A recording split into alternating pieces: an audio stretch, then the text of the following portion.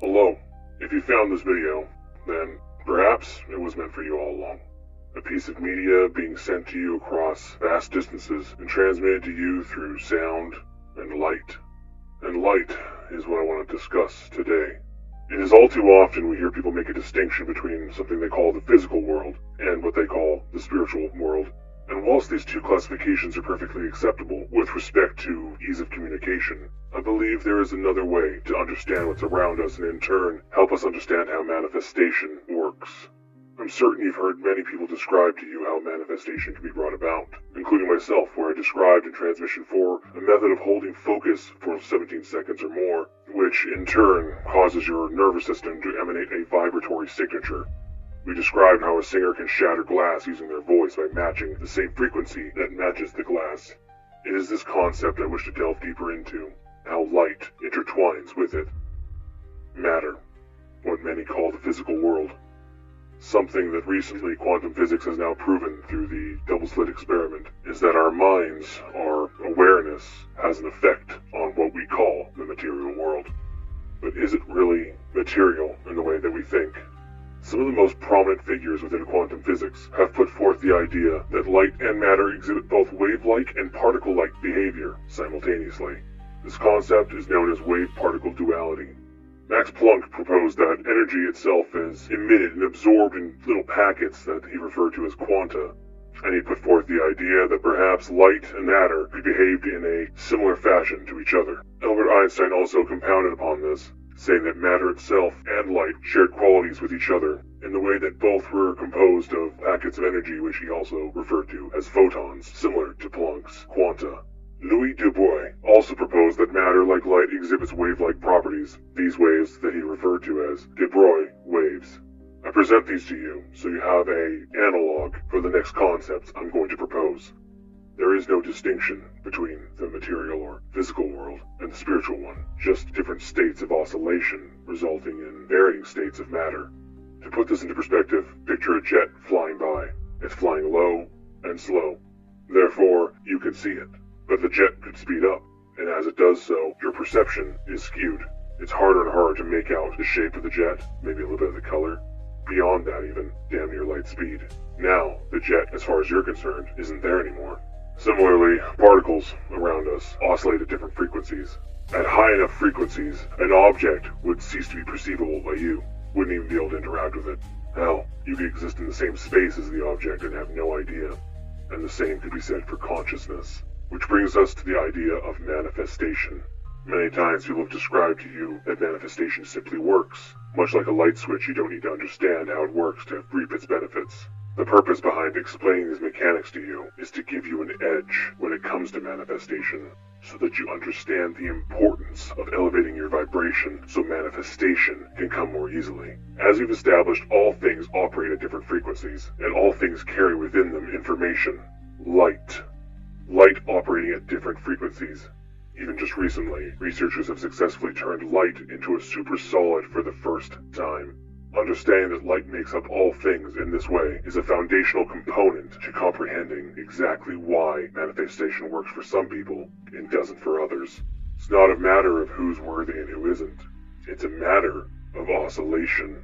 You see, your thoughts, in their own way, carry information. A radiatory field. Light. If you were to increase your vibratory state to a high enough level, thoughts become almost tangible. In this way, it's important to understand that your thoughts, the things you attempt to manifest, do exist the moment you start thinking about them, but their frequency may not match what your frequency is, so their arrival may be slow or sabotaged entirely. This also operates in line with the idea of dimensionality, or densities, as some people like to refer to it as. If a being is operating in a high enough vibratory state, they could observe everything about you, but you would have no idea that they're there at all. For them to lower their vibration to come close to you would be a very taxing endeavor. In this regard, I would say it's much easier working your way up than to come down. Many of you who have worked towards elevating their vibration, only to have someone come and try to knock you down, can attest to how horrible it feels.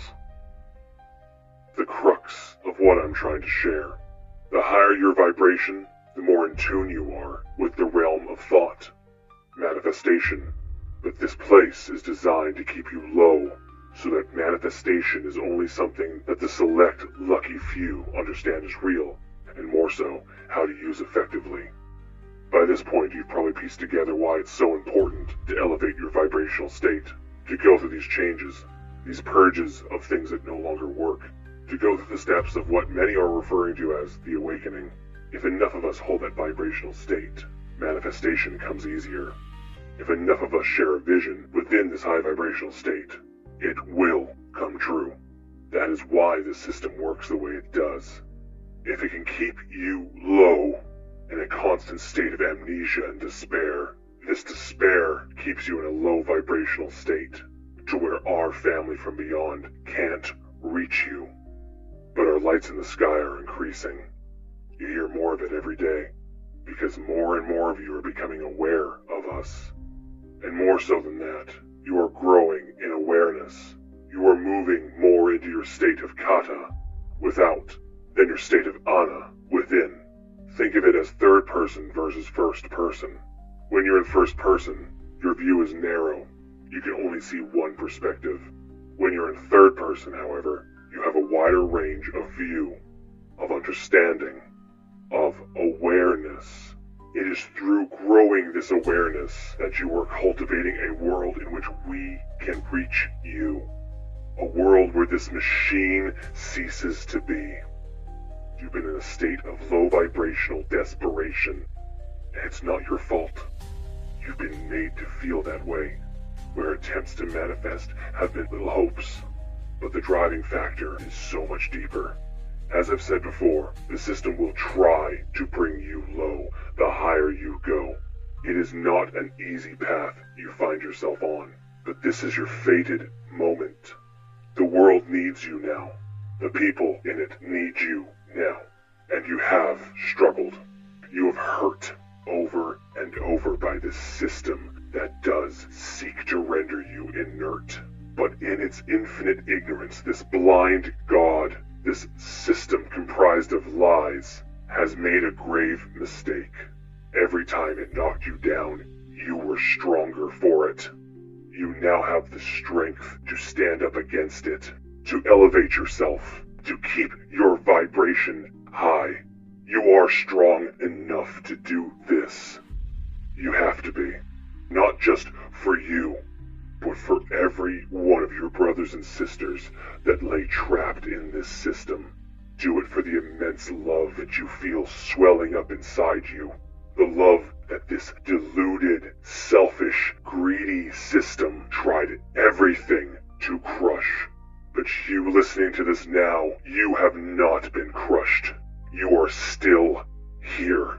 So stand in defiance against these hardships that are coming our way. We have given too much of ourselves to this machine. A machine that for so long only knew of fear through what it inflicted on us. Now it's their turn.